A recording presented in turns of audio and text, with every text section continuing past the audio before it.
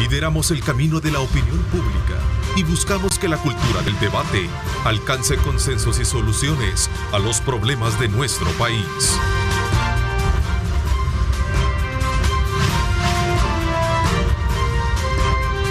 Diálogo con Ernesto López. Bueno, quiero darle la más cordial bienvenida a todos y cada uno de ustedes. Antes de poder presentar nuestro programa, quiero sumarme como equipo de Diálogo con Ernesto López también a lamentar precisamente el fallecimiento del señor José Benjamín Hernández Rosa, esposo de la licenciada Xiomara Rosa, gerente financiero del Grupo Megavisión, compañera de trabajo, y a quien queremos expresar también nuestras muestras de condolencia y unirnos precisamente a ese dolor que embarga a ella, su familia, sus niñas. Así es que, licenciada Rosa, estamos con usted en este momento muy difícil y no nos corresponde más que enviarle un abrazo solidario, ¿verdad? Y mucha resignación. Así es que descanse en paz. Aprovecho esta mañana también para saludar a todos aquellos que ya están conectados, a la diáspora. Muchísimas gracias por todos sus comentarios a raíz de la colocación de temas que están vinculados directamente con el voto en el exterior. Vamos a continuar indagando y colocando sobre la discusión aquellos aspectos que han rodeado la formulación de algunas inquietudes a partir de la ley que se creó y que ha dejado también muchas interrogantes en el camino. Así es que vamos a estar pendientes de eso. Hoy vamos a hablar acerca y vamos a conocer desde otra perspectiva, este tema que ha venido a despertar nuevamente reacciones en cuanto a la detención de altos jefes militares vinculados a crímenes ocurridos durante el conflicto armado, el más reciente, el de los periodistas holandeses, así como también otros aspectos que tienen que ver con juicios que ya conocemos, como el caso del Mozote. Hoy, para hablar de este tema, nos acompaña acá en nuestros estudios el coronel y licenciado José Luis Alvarado Guevara, quien es también presidente del Instituto de Derecho Militar, un instituto en formación. Muchísimas gracias por acompañarnos. Muchas gracias a ti, Ernesto. Un cordial saludo a todos los televidentes y oyentes que se sintonizan este importante programa. Muchísimas gracias. Quiero darle también la más cordial bienvenida al licenciado Fernán Camilo Álvarez. Él es catedrático universitario y también secretario de este Instituto de Formación de Derecho Militar. Gracias por acompañarnos. Gracias. Es un gusto, Ernesto. Buenos días a toda la teleaudiencia. A ver, quisiera comenzar un poquito antes de comprender. Ustedes representan este Instituto de Formación, ¿sí? Sí, es nuevo, de Derecho Militar. Cuéntanos un poquito. Bueno, el Instituto de Derecho Militar nace de la necesidad de analizar los distintos temas que se dan a nivel nacional y de forma específica relacionados con los miembros de la Fuerza Armada que en este momento pues están siendo objeto de señalamientos o acusaciones, y además de poder prestarles una colaboración jurídica, lo que esté a nuestro alcance, a efecto de que en alguna medida se alcance ese famoso Estado de Derecho o el cumplimiento de una justicia real e integral, que es lo que se pretende impartir en nuestro país. Entonces, nosotros estamos en ese apoyo, analizamos, investigamos las distintas situaciones que surgen a nivel nacional, no solo del ámbito militar, sino del ámbito público, y vemos cómo éstas se relacionan con la institución, con la Fuerza Armada, que es en alguna medida quizás un poco puesta de lado en ese sentido, porque hay una fijación ahorita en relación a temas de hechos pasados que desde el punto de vista del instituto lo consideramos un anacronismo, es decir, juzgar hechos anteriores con visión actual, eso es anacronismo. Y dentro de la parte jurídica es anacronismo jurídico. Ok, interesante, licenciado Fernández. El derecho militar es una rama muy particular dentro del derecho, lo que necesita ser realmente estudiado y analizado a la luz de los derechos humanos, a la luz de las diferentes teorías que se le pueden aplicar a esta actividad esencial dentro de un Estado de Derecho. Entonces, lo que pretende el instituto es darle respuesta y hacer análisis a cada una de estas situaciones. Y cuando hay situaciones que afectan directamente al estamento militar en retiro y va en contra de la legislación salvadoreña, nosotros nos vemos obligados a hacer algún tipo de planteamiento, claro, todo enmarcado dentro del Estado de Derecho y los derechos humanos. Es interesante, ese es el punto de partida que me lleva un poco para comprender y querer conocer de ustedes cuál es la postura que tienen con relación a esta situación actual que se está viviendo en el país, donde se está reactivando los procesos judiciales contra altos militares o militares que en su momento pues fueron actores pertinentes de la guerra. Decía usted, licenciado Fernán, buscamos darle análisis a las situaciones tales en las que el tema de la legislación pues está en la mesa.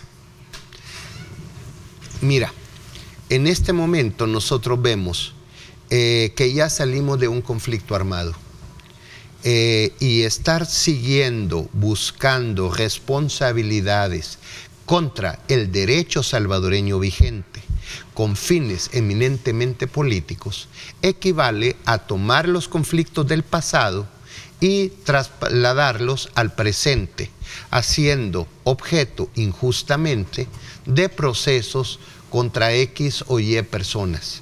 Entonces, ¿qué es lo que vemos nosotros? Concretamente en el caso del mozote, jesuitas, hoy el caso de los periodistas holandeses, y todavía verán ustedes que ya van a iniciar otros procesos, ya pasaron de fase fiscalía a fase judicial y no tardarán en estar aquí en tu mesa. Todos esos procesos vienen del pasado, de un pasado que superó el país.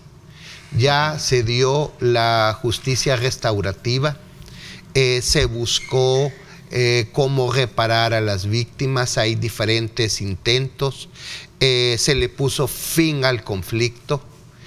La ley salvadoreña actual no es aplicable, pero la están aplicando de una manera un poco complicada y atentatoria al mismo derecho. Entonces vemos nosotros que traen el conflicto del pasado hacia el presente y sobre todo recae en personas que ya no están en la capacidad física de ser juzgadas y entonces se vuelve violatorio de los derechos humanos. Interesante ese punto que lo vamos a abordar también, tomando como punto de referencia las edades de algunos militares que están siendo juzgados. A ver, el estamento, coronel, el estamento militar que actuó en la guerra, ¿se siente amenazado? ¿Siente temor a raíz de esta situación? Tal vez temor no, pero amenazado sí. Okay. Es decir, como lo mencionaba el licenciado Camilo, el punto es que son hechos pasados y jurídicamente los hechos pasados se juzgan con leyes del tiempo en que ocurrieron cada uno de estos hechos. Ese es un elemento. El segundo elemento que creo que se está olvidando es que vivíamos un conflicto armado interno, es decir, no una situación de paz. Y las leyes con los cuales los quieren juzgar son leyes para situación de paz. De hecho, El Salvador es signatario de los convenios de Ginebra, los 4 convenios y los 2 protocolos anexos, y esos básicamente son derecho aplicable a conflicto armado o a guerra, que son 2 conceptos muy distintos, porque la guerra se da solo entre naciones, entre Estado, Estado contra Estado. En el caso Rusia-Ucrania, esa es una guerra internacional, y cuando hay elementos alzados en armas que quieren derrocar a un gobierno que está establecido, se llama conflicto armado interno. Pero de ahí existe otra clasificación, que dentro de ese conflicto armado interno se considera que es originario si ambas partes, no tienen apoyo de ninguna fuerza extraña o ningún estado foráneo. En este caso, en el conflicto de El Salvador, se señala que Estados Unidos apoyaba al gobierno en turno, pero también se obvia recordar que también la parte de la subversión, y aquí quiero referirme y dejar bien clara esta posición, que cuando se les dice subversivos creen que es algo despectivo. No. El Código del 73 determina qué es la subversión, es decir, todos aquellos elementos que tratan de subvertir el orden interno del Estado, y es lo que estaban. Entonces, ese es un delito tipificado. Entonces, por eso se le llama subversivo. En ese sentido, cuando el conflicto armado interno es apoyado por digamos, fuerzas externas, toma el carisma de internacionalizado. Y como estaba mencionando, se menciona únicamente, valga la redundancia, que El Salvador era apoyado por Estados Unidos, pero se olvida mencionar que por el lado del FMLN, la subversión del FMLN, estaba apoyada por Rusia, Cuba, Vietnam, una serie de países que estaban en la misma línea ideológica de, digamos, del entonces conflicto de la Guerra Fría. Eso se deja de lado, pero eso es el aspecto del enfrentamiento. Entonces, según el derecho internacional, el conflicto armado interno es regulado por el derecho internacional de los conflictos armados, conocido como DICA. Entonces, porque en un enfrentamiento armado, ¿qué es lo que hay? Armas, se disparan balas, se ocasionan muertes. Y por eso es que hay un adagio que creo que muchos lo conocemos, que dice que la guerra es la continuación de la política por otros medios. En este sentido, el FMLN quería alcanzar el poder por la vía de las armas, utilizando la fuerza y el apoyo exterior. Entonces, en un enfrentamiento armado no aplica el hecho de decir, mire, es que le disparó, es asesinato. Eso no aplica. Es como que, para hacer una comparación ahorita, lo que está pasando en Rusia y Ucrania, lo que son enfrentamientos armados, lo que son muertes. Para ser un poco más pragmáticos en el enfoque de los temas nuestros, digamos, esa lectura que usted me hace, ¿quién no la está entendiendo? Porque este caso de salir a juicios no es de hoy en día. Esto viene desde que del fin del conflicto, que comenzó a generarse, se activan, se opacan, se reactivan, y así estamos, y así se ha venido viviendo. ¿Quién no está entendiendo esta situación? Es que no es que no se quiere entender. Porque se activan. El punto es porque hay un interés mercantilista de ciertas organizaciones.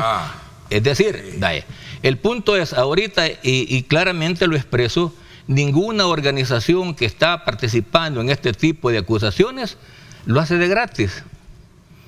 Todos tienen un interés. Detrás de todo esto hay algo que tiene que ver con lo mercantil. Exacto. Y yo, para un ejemplo, solo para... justicia la que se busca. Lo que se busca es mercantilismo y al final réditos digamos, monetarios. Porque esto se lo preguntaba yo al doctor Benjamín Cuellar, del IDUCA, ex IDUCA, y ¿qué es lo que hay detrás de todo esto? Hay solo un énfasis por querer meter presos a militares, cuando también hay otros actores también que estuvieron en la guerra y que no se ven muchos que están en los tribunales, ¿no? Para entender esto tenemos que ver dos situaciones, según tu planteamiento. Para entender lo que fue el conflicto de El Salvador, tenemos que irnos a las teorías de la guerrilla, teorías como concepción militar. Nosotros tenemos que en la guerrilla moderna nace con la invasión napoleónica a España, pero la misma doctrina señala que aquí, en nuestro conflicto armado, vinieron todas las teorías guerrilleras mundiales.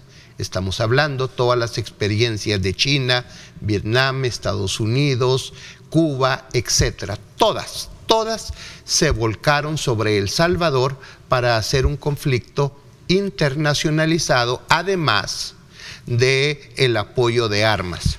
Eso comencemos.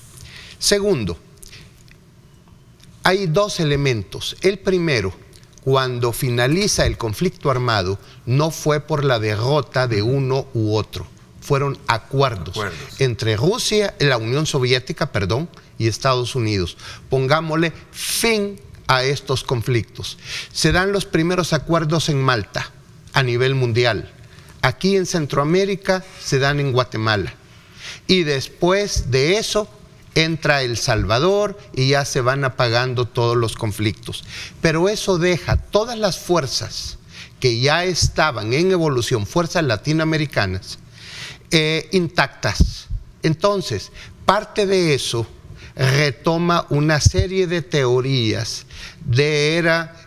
juzguemos las actuaciones militares, hagamos aquí, hagamos allá, y se crean formas de explotarlo económicamente.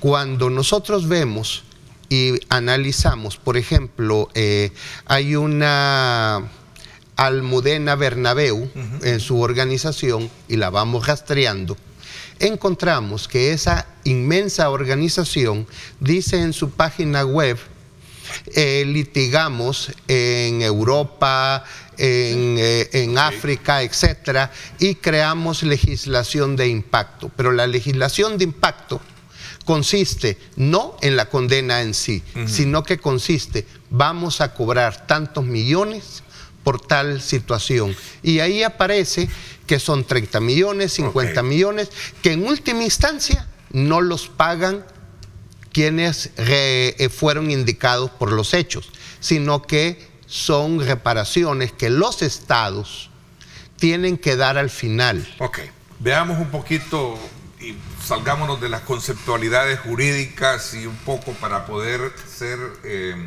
más prácticos en lo que estamos hablando.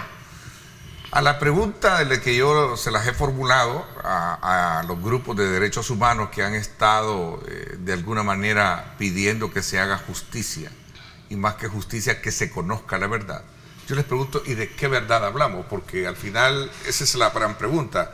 Mi verdad es absoluta, su verdad también. Y entonces la gran pregunta acá es si lo que no se está buscando, de acuerdo a la lógica con la que plantean ellos esa respuesta, lo que queremos es conocer la verdad. Es que la verdad solo es una. La verdad es... ¿Quién la tiene? No, es que una cosa es la verdad y otra cosa es la versión de la verdad. La verdad la forman los hechos tal como fueron, pero todo depende cómo se cuenten. Entonces, por ejemplo, en este caso en el que estábamos hablando,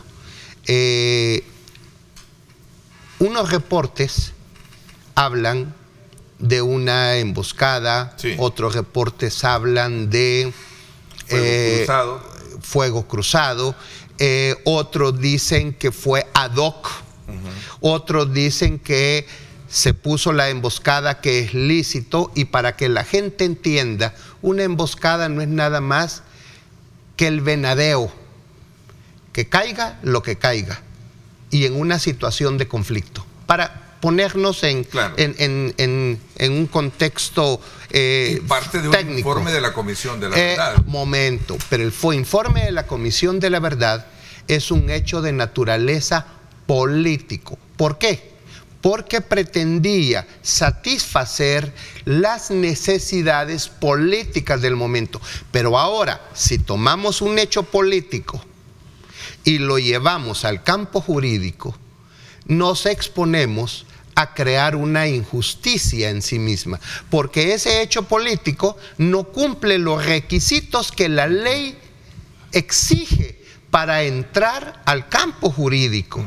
Por ejemplo, ¿cuántas veces no hemos visto que dos amigos están en un hecho y a la hora de las horas los dos cuentan dos situaciones distintas, cada quien lo cuenta con su versión? Pero eso no lo vamos a llevar al campo jurídico, porque si lo llevamos al campo jurídico se necesita la rigurosidad científica, y eso no lo tiene.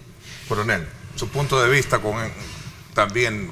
Perdón, voy a aprovechar de hacer entrega a ti de un ejemplar de un libro que se llama Fraude de un fallo de inconstitucionalidad. El propósito de este libro, y ahí se muestra claramente, y por ejemplo fraude, un engaño que hizo la Sala de la Constitucional del 2008 al 2019 con la derogatoria de la ley de amnistía.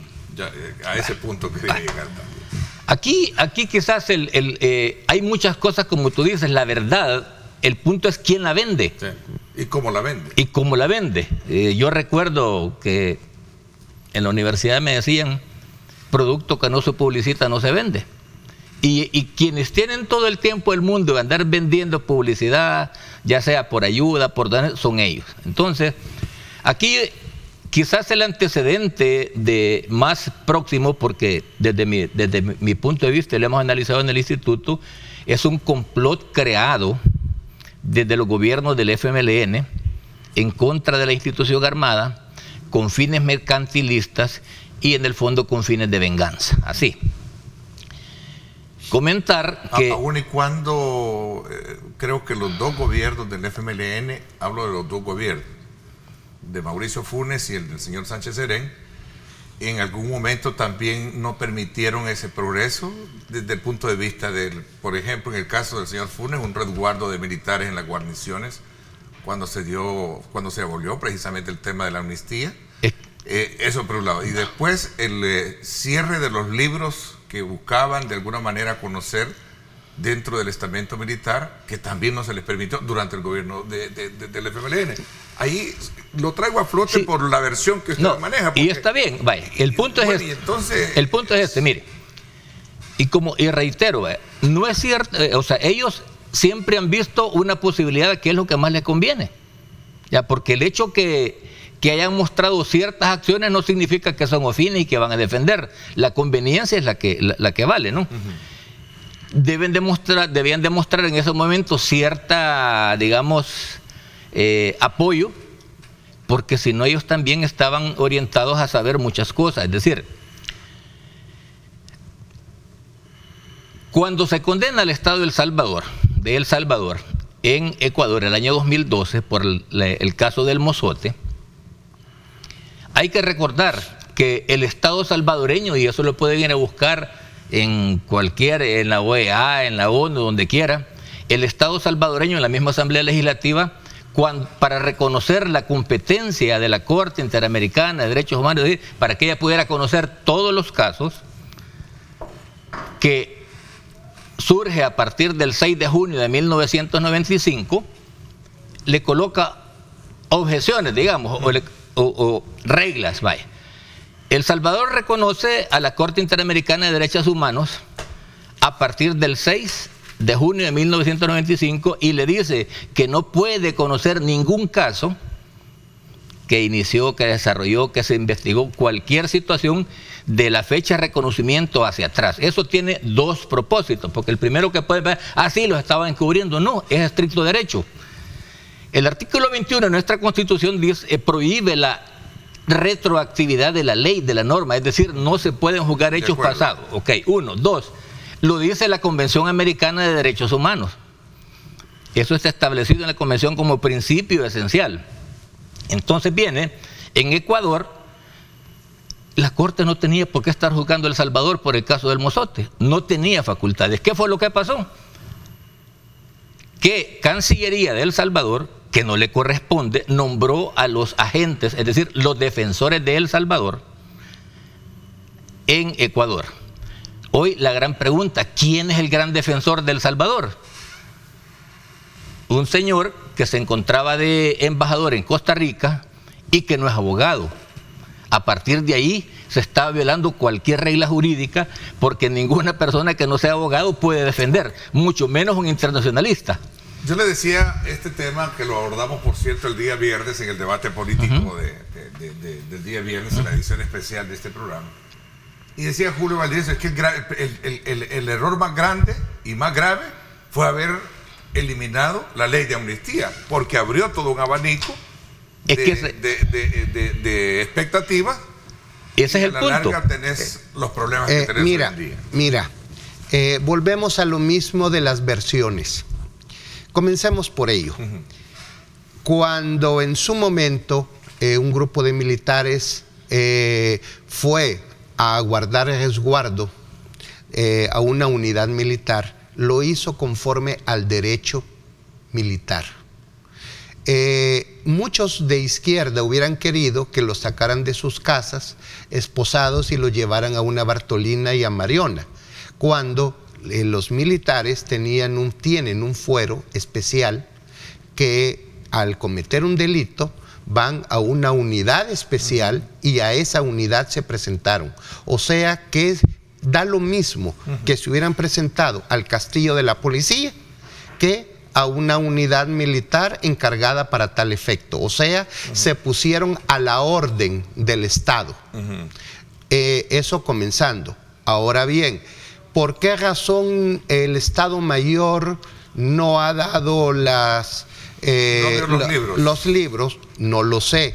Pero lo que sí me imagino es que los registros que tienen no son los registros que se esperan. ¿Por qué? Los registros militares durante una operación son planes de la operación, están aquí, y van los años, lo que no es relevante se va quitando con el pasar de los años. Y eso ya fue hace más de 30 años. No creo que la entrega de un fusil o de munición de un soldado que es relevante para este día, guarden ese recibo 35, 40 años después. Entonces yo me pregunto, ¿por qué no hay claridad de decir esto es lo que tenemos? Porque una cosa es lo que se tiene y otra cosa es lo que se pretende que se tenga. Ustedes no se oponen como Instituto en Formación, no se oponen a que se conozca la verdad. No. Es que bien, perdón. Ese es un punto interesante. Voy a hacer una pausa para que sigamos un poco en el análisis, porque ya nos corresponde irnos a una pausa y nos vamos a ampliar en ello. Eso por un lado. Por otro lado, ¿qué tan equilibrado está toda esta situación? Hay un desequilibrio para algunos analistas. Muy grande. Muy grande, ¿no? Entonces, el propósito de este servidor, este programa, este medio de comunicación es presentar las dos versiones, ¿verdad? ¿Sí? Sobre la base de poder construir cada quien su propia lectura, su propia radiografía de los acontecimientos que circunscriben un hecho que ocurrió hace 30 años y que en su formación viene generando y despertando muchas pasiones. Vamos a la pausa, 6:59. Gracias por estar con nosotros.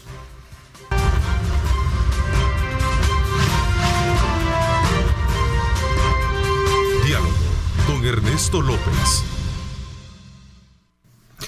Bueno, continuamos esta mañana conversando con el coronel y licenciado José Luis Alvarado, presidente del Instituto de Información de Derecho Militar, y también el licenciado Fernán Camilo Álvarez, secretario de esta institución, de este Instituto de Información, y también catedrático universitario. Dos elementos claves que dejé planteados en la mesa, que sí tienen que ver primero con conocer la verdad y qué tan equilibrado está todo esto. Todo esto viene como punto de partida el hecho de ver eliminado, decía uno de nuestros invitados el pasado viernes en el programa de debate político, y que sacó a flote una serie de reacciones el tema de haber eliminado la ley de amnistía, ¿no?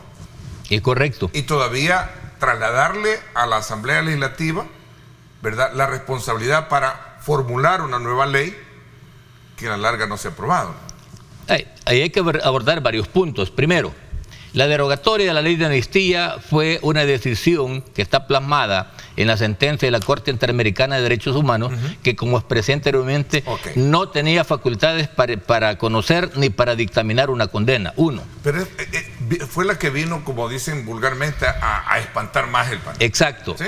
Entonces, a raíz de esa condena viene la sala y comienza a estructurar la forma como derogar la ley de amnistía.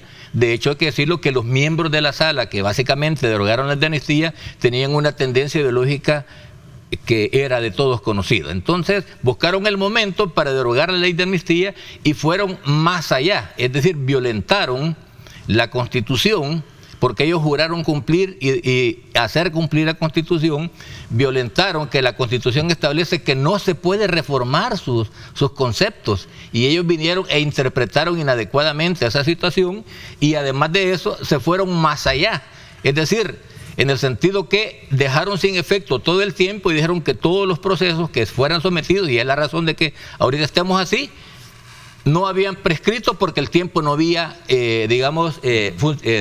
estado en vigencia para ello. Todo eso ha permitido.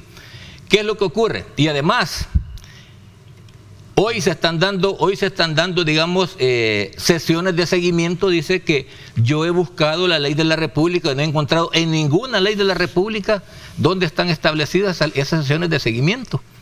Las sesiones de seguimiento están determinadas en el reglamento de la Corte Interamericana de Derechos Humanos, que no está en la ley nuestra. Entonces, ¿de dónde ellos están haciendo sesiones de seguimiento? Hay muchas cosas.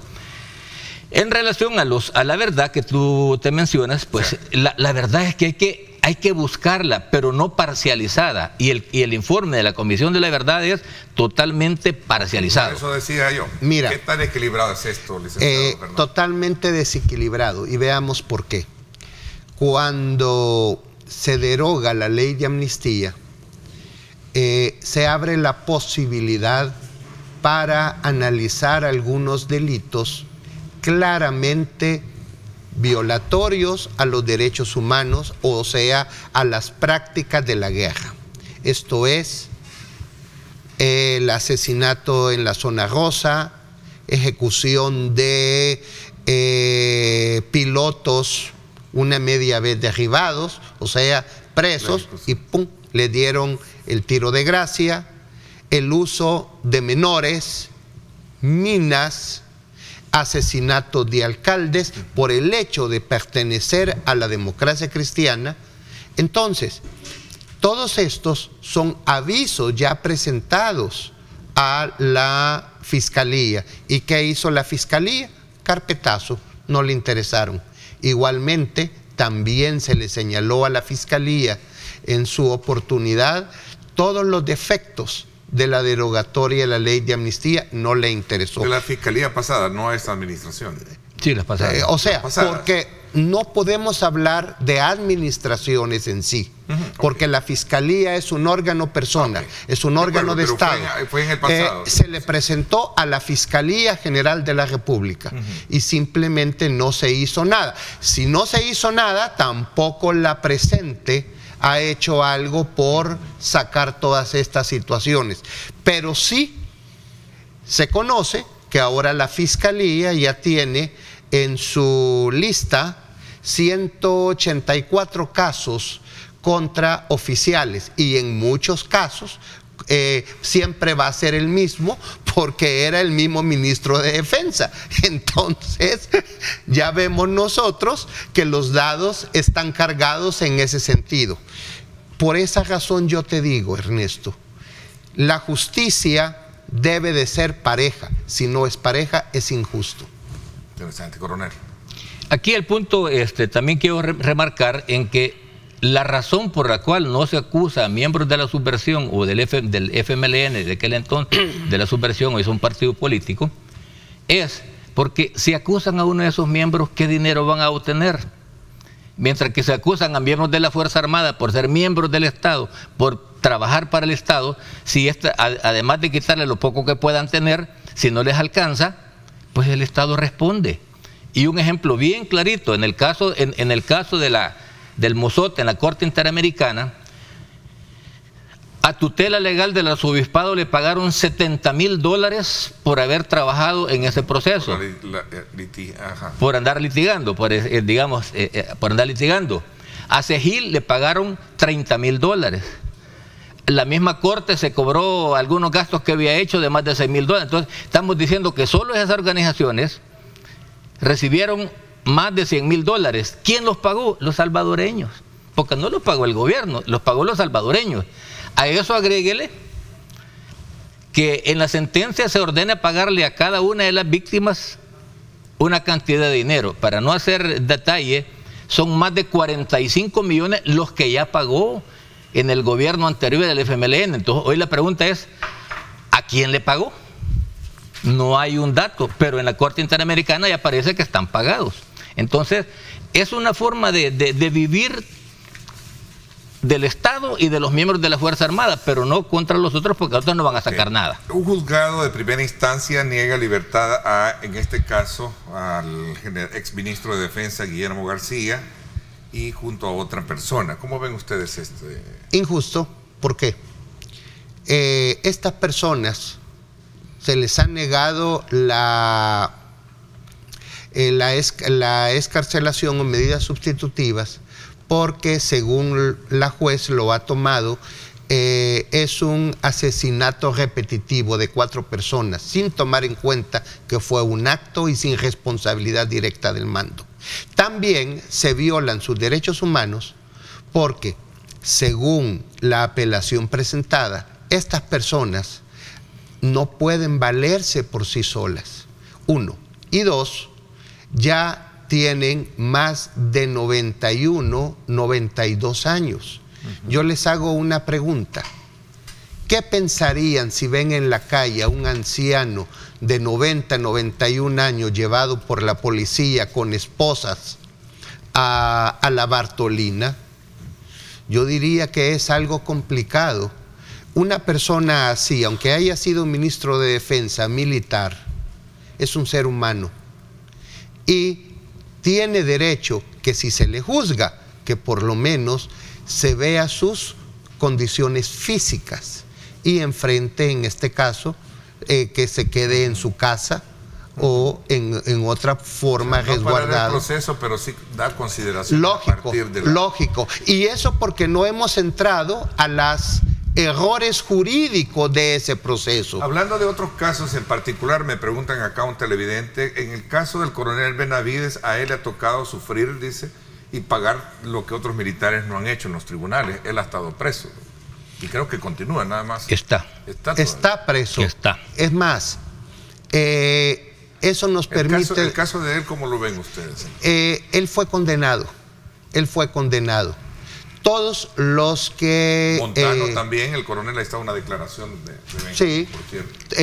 Todos ellos fueron en su momento los autores y recibieron una condena, pero no se puede presuponer que hay más después de toda una investigación judicial muy específica y no ha podido continuar a otras instancias. Incluso el proceso que existe ahora por el caso Jesuitas no avanza. ¿Por qué? Porque no se ha podido probar nada más que meras conjeturas. Aunque hay un detenido, el coronel Montano, allá en España, ¿no? Correcto, pero por eso digo, eso es España, estamos hablando de El Salvador.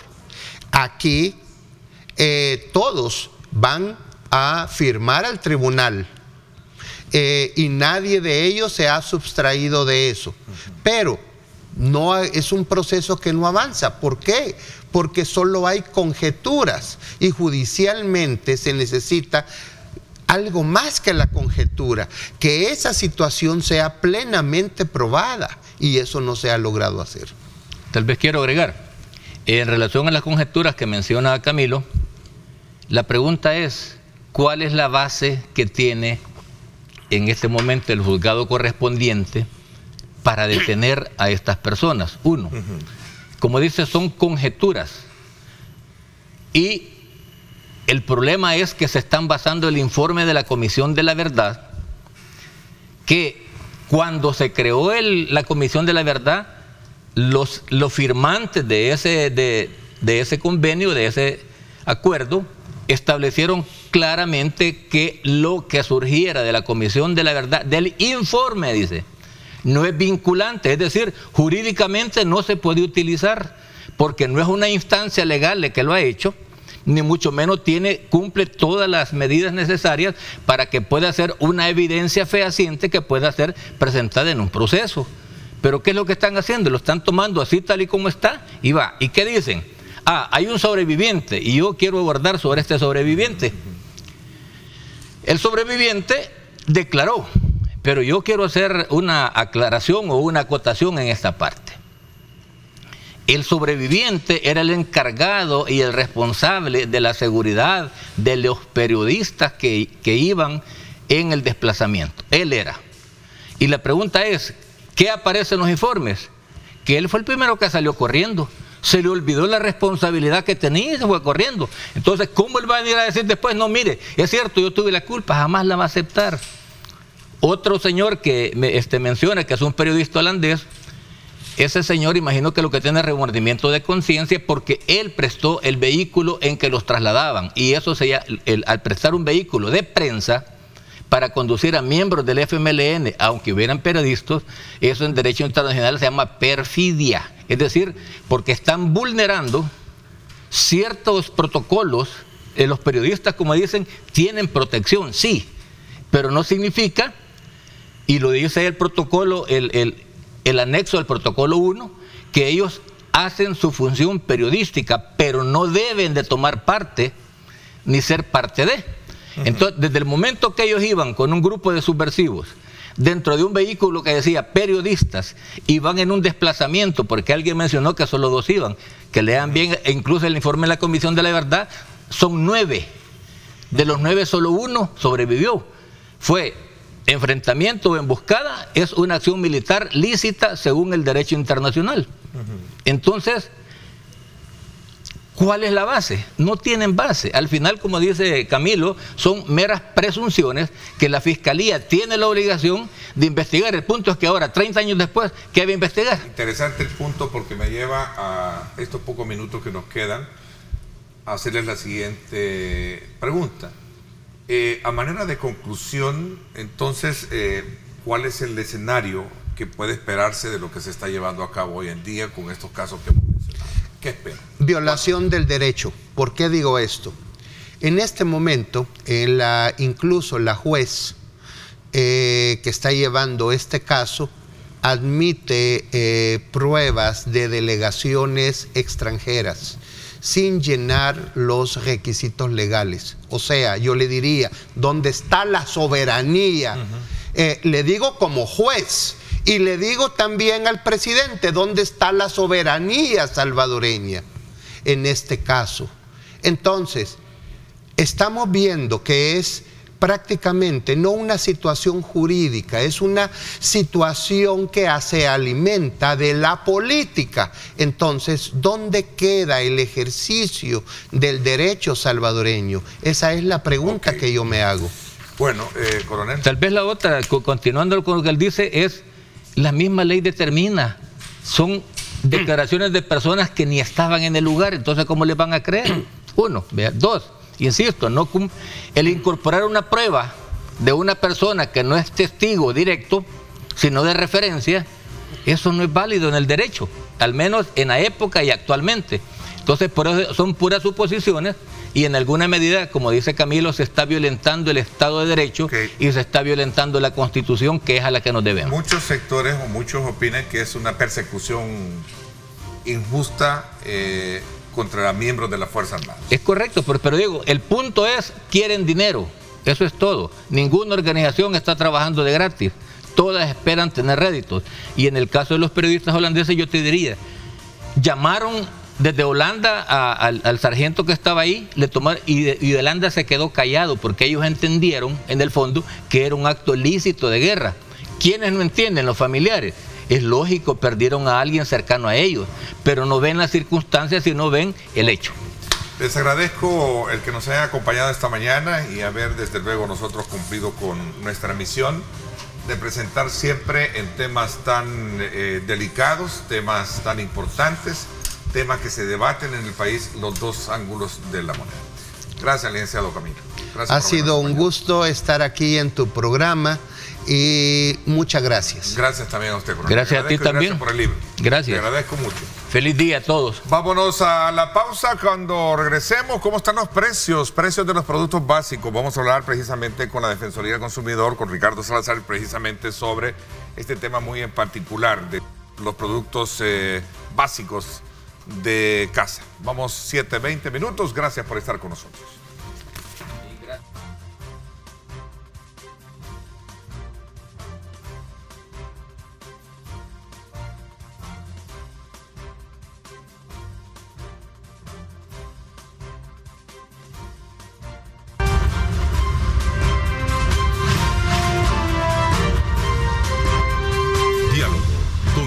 Ernesto López. Bueno, esta mañana también quiero dar la más cordial bienvenida al presidente de la Defensoría del Consumidor, Ricardo Salazar, que nos acompaña hoy precisamente para darnos a conocer también cómo está la situación de precios y algunas reducciones que se han generado dentro del costo de la canasta alimentaria. Gracias por acompañarnos, Ricardo. Bienvenido. Muy buenos días, Ernesto. Un saludo también a toda la familia salvadoreña. Estamos muy contentos ya cerrando el año, el mes de octubre, ¿verdad? Iniciando también una nueva semana. Así que estamos muy optimistas pues de continuar con este importante trabajo de cara pues en este caso a evitar los abusos en contra de nuestra población.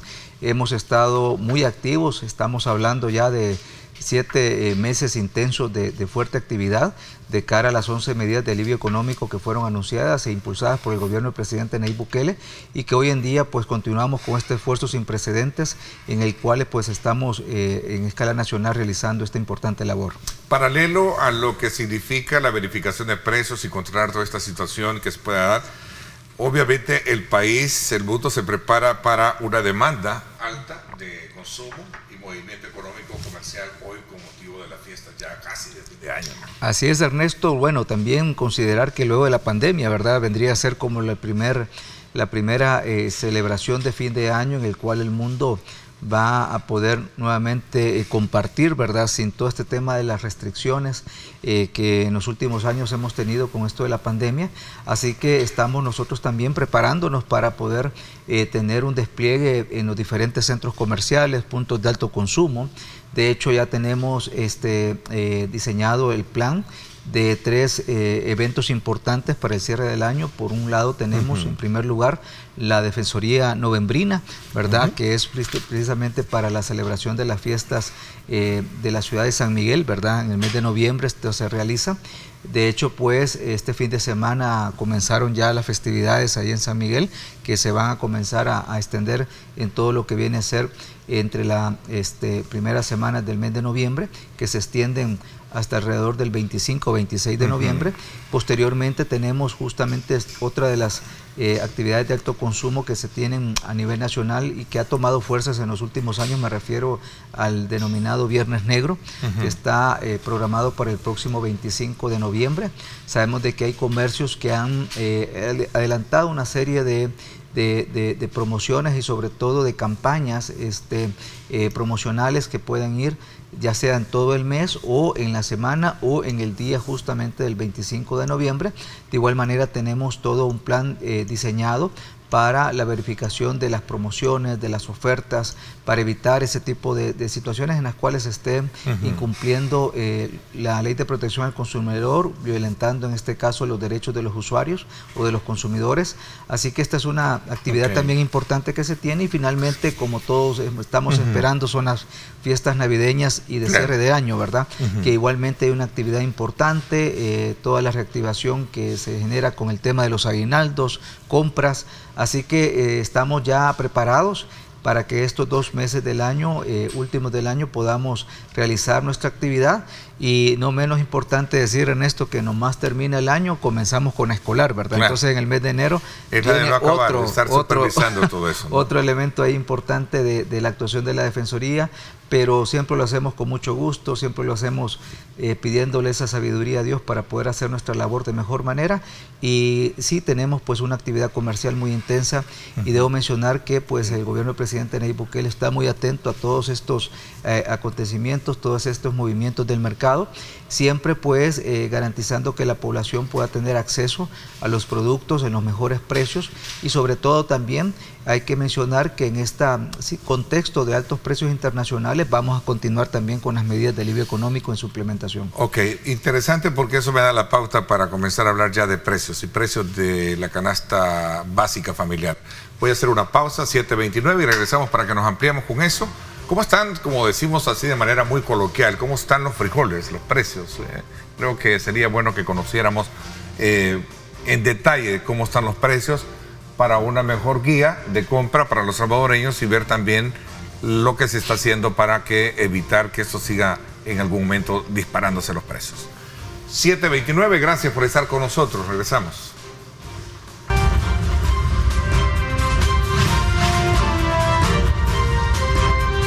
Diálogo con Ernesto López.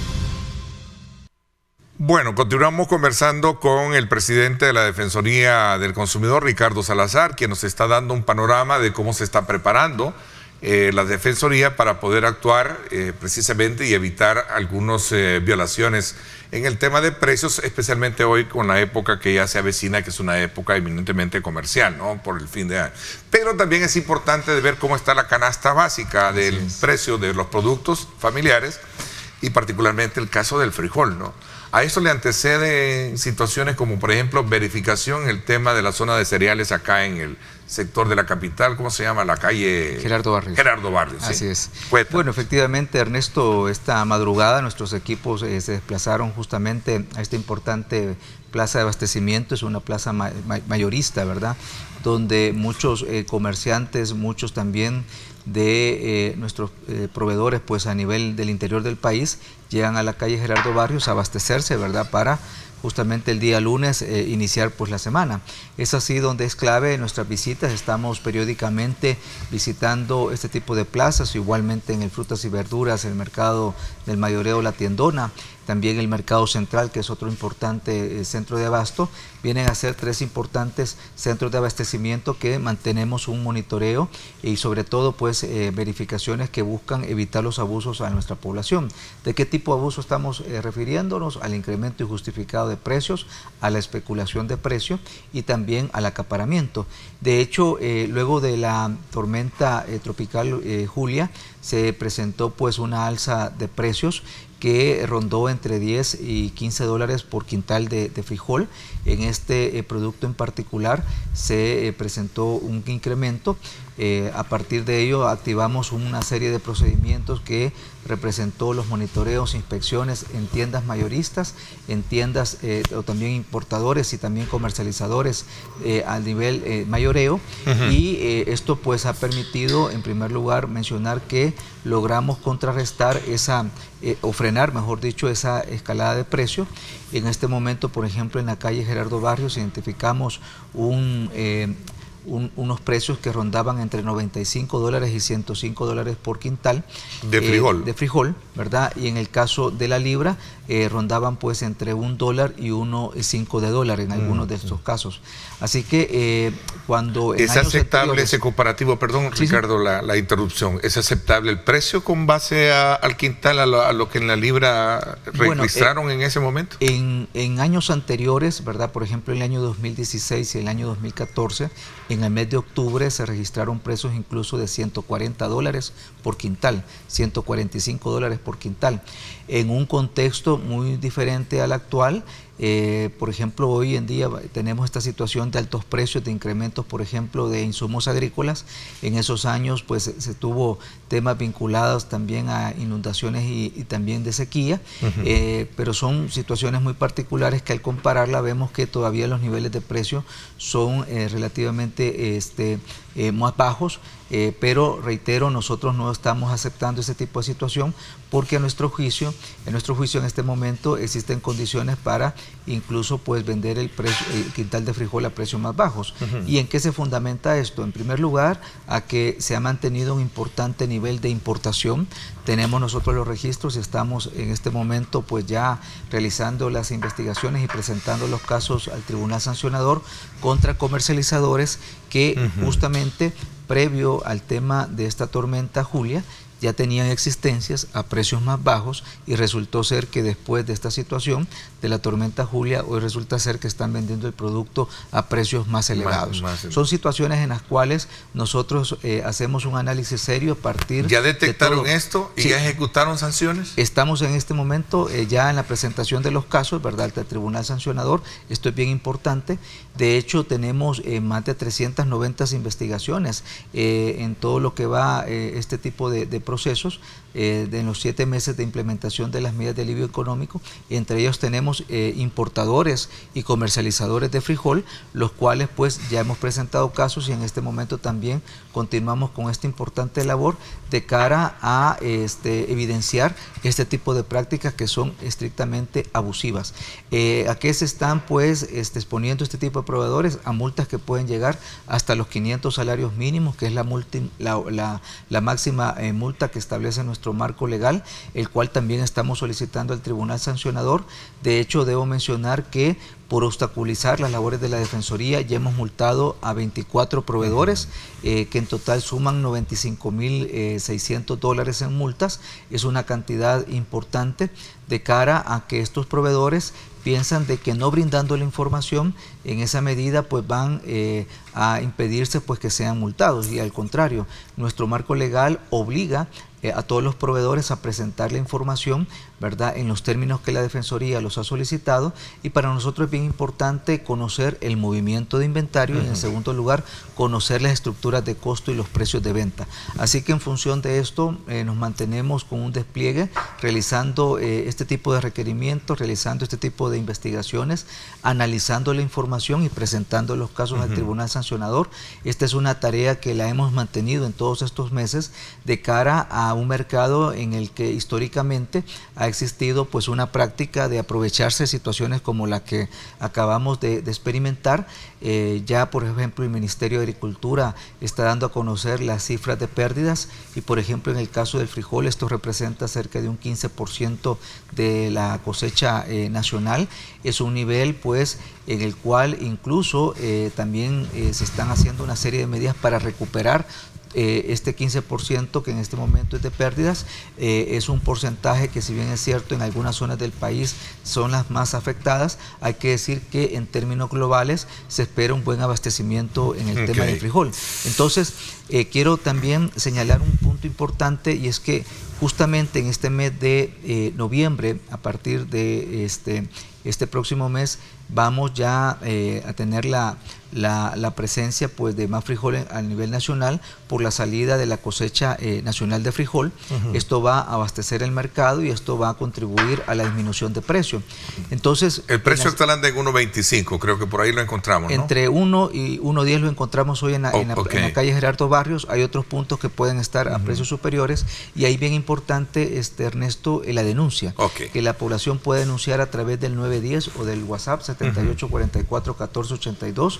Nuestra labor es investigar, nuestra labor es deducir la responsabilidad y mantener y hablar de estabilidad de precio, porque ese es el punto más importante, ¿no? Ahora, esta estabilidad no es en función de una ley, es también de condiciones de mercado. Nosotros las entendemos. El Ministerio de Agricultura está haciendo una labor grande pues a nivel nacional, haciendo un esfuerzo sin precedentes, duplicando la cantidad de paquetes agrícolas, dando asistencia técnica. Hoy con el tema de la tormenta pues se ha dispuesto de un fondo importante de recursos para poder pues apoyar a los diferentes sectores productivos que se vieron afectados. Así que también el gobierno coloca estas condiciones que son claves para mantener el abastecimiento y contribuir a una disminución de precio.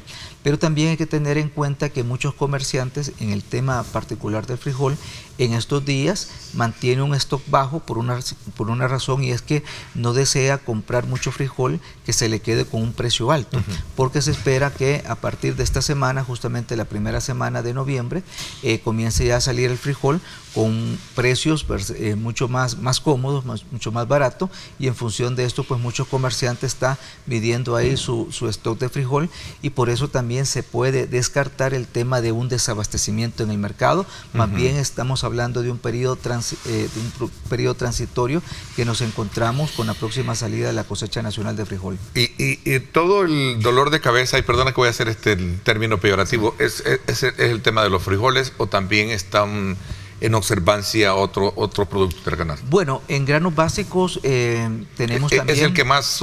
Es el que experimentó incremento. En otros vemos estabilidad, por ejemplo, en el caso del arroz e incluso el maíz blanco. A partir de esta semana hemos comenzado ya a observar sensibles disminuciones de precios que andaban entre 30 y 32 dólares por quintal. Ya este día encontramos precios que rondan 26, 27 dólares por quintal.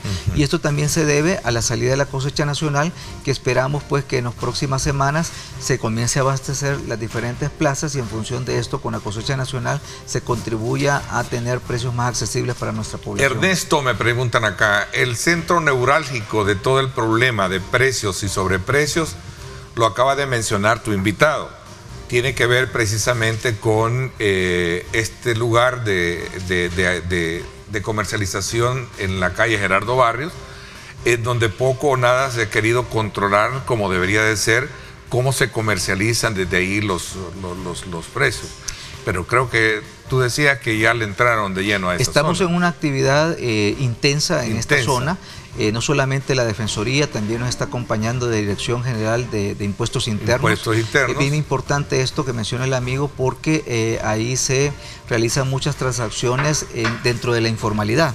Y dentro de la informalidad hay intereses ocultos de muchos que quieren especular, que se han aprovechado la situación, y a través de estos mecanismos de control que el Estado está implementando, esperamos precisamente ponerle fin a este tipo de situaciones que afectan a nuestra población. Interesante el punto que planteaba, para darle más seguimiento a otras reacciones. Vamos a hacer una pausa y regresamos.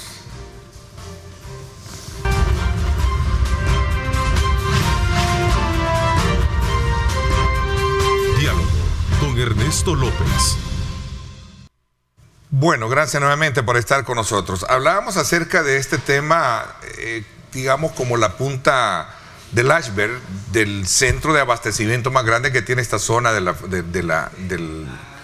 la calle Gerardo Barrios.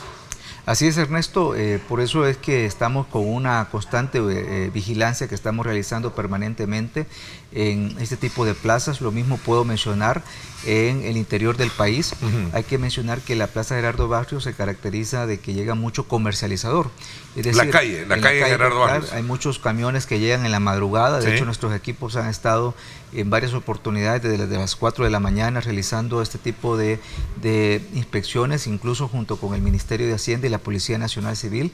También nos ha acompañado la Fiscalía General de la República, porque sin duda alguna aquí hay situaciones estrictamente especulativas. Esto está libre de impuestos también, ¿no? ¿No? Es un tema en el caso pues tributario. El Ministerio de Hacienda le está prestando mucha atención, en dado que nos referimos a camiones que en muchos de los casos pueden tener 100, 200 o hasta 300 quintales, ¿verdad? Que en función del valor de mercado que puedan tener tanto el maíz, el frijol y otros granos básicos, pueda representar una importante cantidad de dinero, y que muchos de ellos pues no se está realizando pues la cuestión tributaria, ¿verdad? No están pagando en este caso impuestos. Entonces, en función de esto hay también un esfuerzo de cara a poder registrar, ¿verdad?, a estos comerciantes ya dentro de la planilla o dentro del registro, ¿verdad?, tributario, ¿verdad?, de cara a que ellos deberían tanto de declarar el IVA, ¿verdad?, como también la renta, y en función de esto también ir identificando la responsabilidad, porque mucho de la compra y venta se realiza sin factura, ¿verdad?, y en función de eso cualquiera viene y dice, lo compré caro, y como lo compré caro, lo vendo caro. El tema es cómo justificar esto pues en los mecanismos formales que hoy en día tenemos, y es por ello de que hemos realizado esta actuación conjunta con el Ministerio de Hacienda, reitero, también con la Policía Nacional Civil, y en este tipo de indagaciones también tratamos, y es importante señalar, de verificar la legal tenencia de estos productos, porque ¿quién justifica la propiedad de los mismos, verdad? Sí. Así que hay una serie de esfuerzos que tanto en el mercado de la tiendona también los hemos implementado en la calle Gerardo Barrios, en el mercado central se encuentran nuestros equipos, y aquí también reitero el llamado al consumidor a pedir la factura, porque muchos de estos comercios, por ejemplo, tiendas mayoristas en la calle Gerardo Barrios, la gran mayoría están registrados ante el Ministerio de Hacienda, y es bien importante tener la comprobación de los precios que están vendiendo el consumidor, y en función de eso se nos facilita poder determinar si estos niveles de precio tienen algún nivel de justificación o no. Lo cierto es que hoy en día, a pesar de esta situación de altos precios, debo mencionar que El Salvador se mantiene con una tasa de inflación más baja de la región.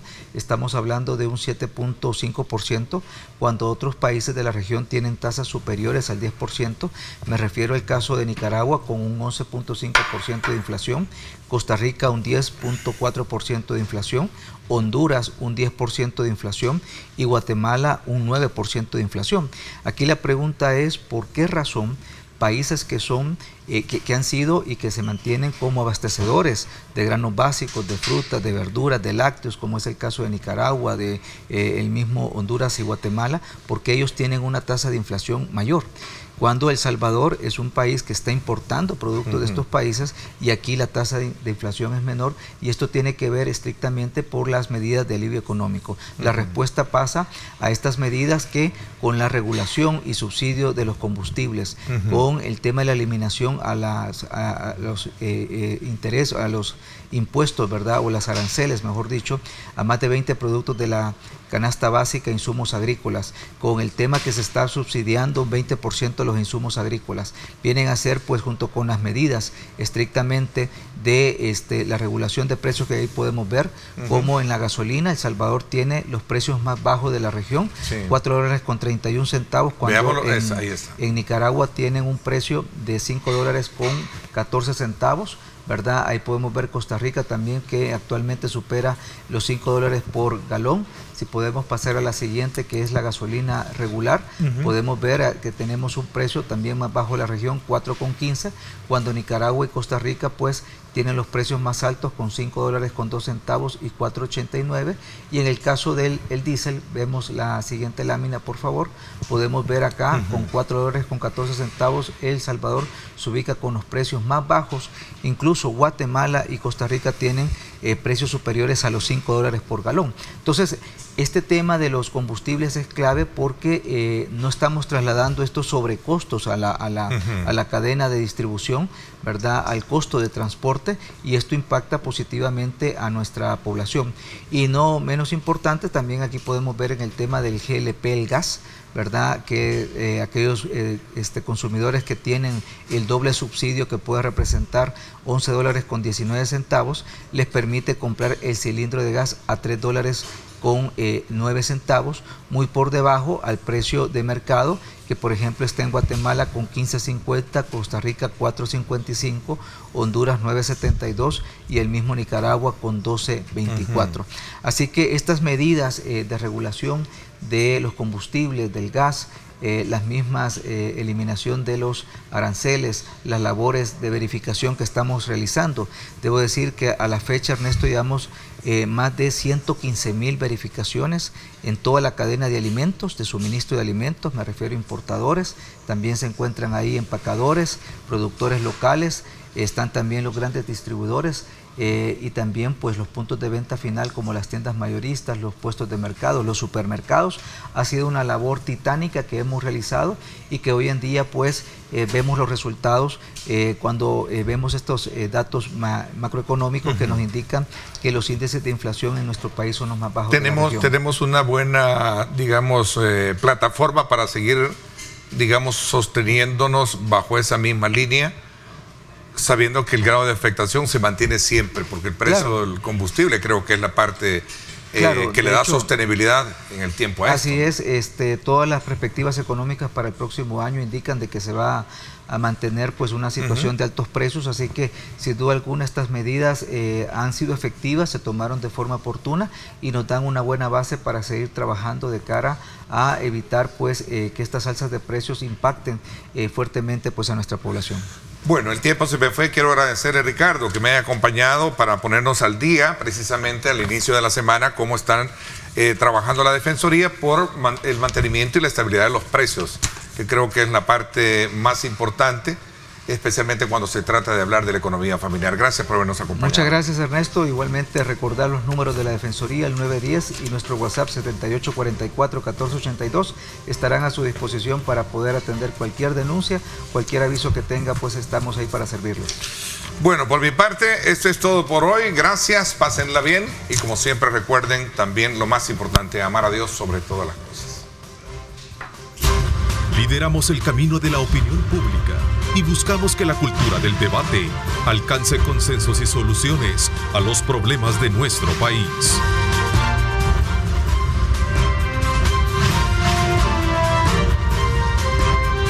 Diálogo con Ernesto López.